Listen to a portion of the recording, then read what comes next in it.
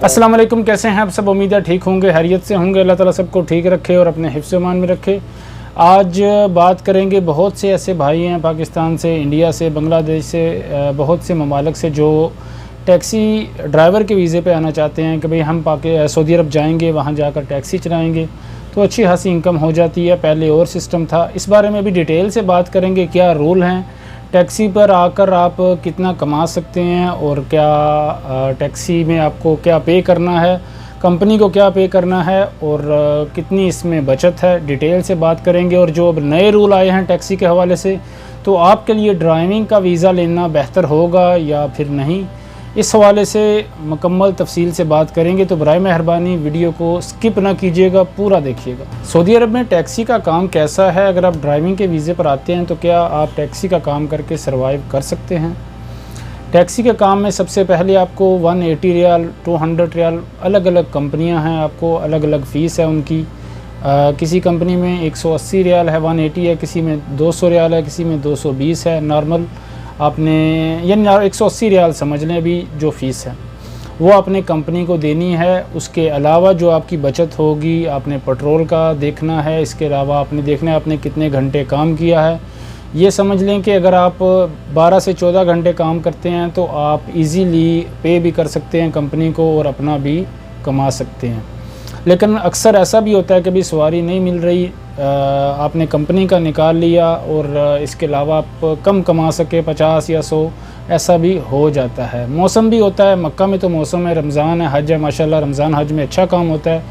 और बाकी आपने ये काम के साथ ये भी देखना है जो आपको जुर्माने होने हैं, पार्किंग का जुर्माना हो जाता है। इसके अलावा आपके पास अगर आपकी पास नहीं है, कंप्यूटर पास नहीं है गाड़ी, उसका जुर्माना हो जाता है। अगर आप हरम की तरफ जाते हैं या कहीं चेकिंग लगी हुई है या फिर ओवर स्पीड का, ये भी आपने साथ ऐड करने होते हैं। ऐसा नहीं है कि आपने ये देखना है कि इतनी बचत हो गई है और इतना कंपनी को दे दिया। जुर्माने भी साथ साथ होते रहते हैं, इनको भी साथ देखना पड़ता है। टैक्सी में आपको 2 दिन रेंट नहीं देना होता तो आपको परेशानी नहीं होती। 2 दिन जो आप कमाएंगे वो आपकी जेब में जाएगा। इसके अलावा 5 दिन जो हैं वो कंपनी को आपको पे करना है लाजिम और अपना अलग से निकालना है। 2 दिन आपको एक्स्ट्रा मिलेंगे। तो टैक्सी में आप काम कर सकते हैं, कोई इशू नहीं है। लेकिन टैक्सी में यहाँ जो रूल हैं, जो रूल रेगुलेशन हैं वो आपने फॉलो करने हैं। जुर्माने पता ही नहीं चलता, कैमरे का हो गया है, ओवर स्पीड का हो गया है, पार्किंग का हो गया है, लाइन का हो गया है, इन सब चीज़ों का आपने ध्यान रखना है तो आप यहाँ ड्राइविंग में कामयाब हो सकते हैं। बहुत से ऐसे भाई हैं जो भाई प्रोफेशनल ड्राइवर हैं, जिसने पाकिस्तान में ड्राइविंग की है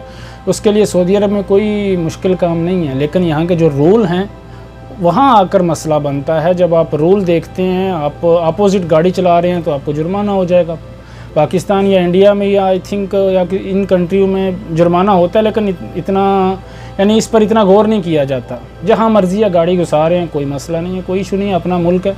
लेकिन यहाँ आपने रूल फॉलो करने हैं अगर आपने ड्राइविंग का काम करना है तो। अभी आते हैं अपने मेन टॉपिक की तरफ। बात मैंने बहुत ज़्यादा लंबी कर दी है, बहुत से भाई इस पर गुस्से भी होते हैं कि भाई बात को इतना लंबा कर दिया। टैक्सी चलाने वालों के लिए सबसे पहली शर्त, जब आपने मशवार बिठानी है, सवारी को बिठाना है, तो अगर आपने मीटर स्टार्ट नहीं किया तो सवारी आपको पैसे देने की मजाज नहीं होगी। अगर वो आपको किराया नहीं देती, आसान लफ्ज़ों में समझाऊंगा, पैसे नहीं देती, आपने मीटर स्टार्ट नहीं किया था तो आप कुछ भी नहीं कर सकते। चाहे आप मरूर के पास जाएं या किसी के पास जाएं कि भाई ये सवारी किराया नहीं दे रही, तो उसके पास रीज़न होगा कि मीटर स्टार्ट नहीं था। टैक्सी में आग बुझाने वाला सिलेंडर, मेडिकल बक्स, स्टिपनी, टायर तब्दील करने का सामान और इंतबाही तकून की मौजूदगी ज़रूरी है। टैक्सी में ये तमाम चीज़ों का मौजूद होना ज़रूरी है। किसी भी वक्त अगर आपको रोक के चेक किया जाता है, ये चीज़ें चेक की जाएंगी। जाहिर सी बात है, अगर रूल बना दिया गया है तो इन्हें भी अभी देखा जाएगा। अगर इनकी खिलाफ वर्जी होती है, फॉर एग्ज़ाम्पल आपके पास